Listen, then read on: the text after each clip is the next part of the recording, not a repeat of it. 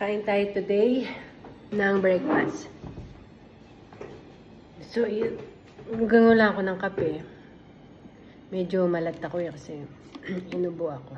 Sobrang init kasi ng summer dito, nagti-35. Tapos yung humid is napaka-dry. Yun nga, natapos na yung birthday. Back to normal na ulit. Actually, kahapon pa back to normal na kahit birthday ko pumasok ako.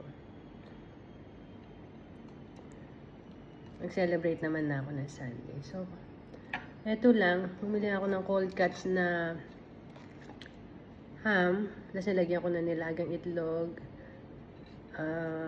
mustard, tsaka ng mayonnaise. Ito nga. Tapos ito, ano lang. Ito ham lang. Tsaka ano, itlog. Kain na.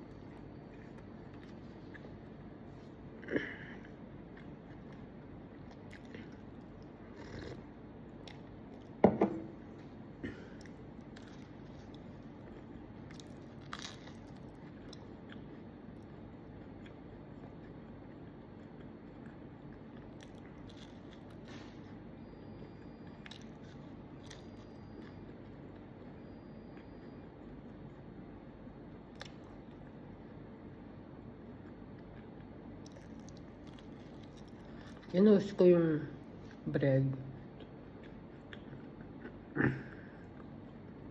Kaya malutong siya.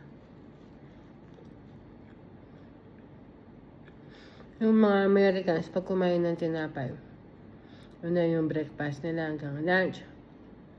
Mahilig sila sa mga pasta, pizza, kanin, hindi sila makanin.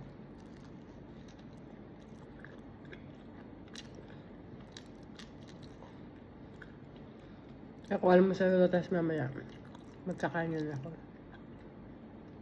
May baon akong beef steak.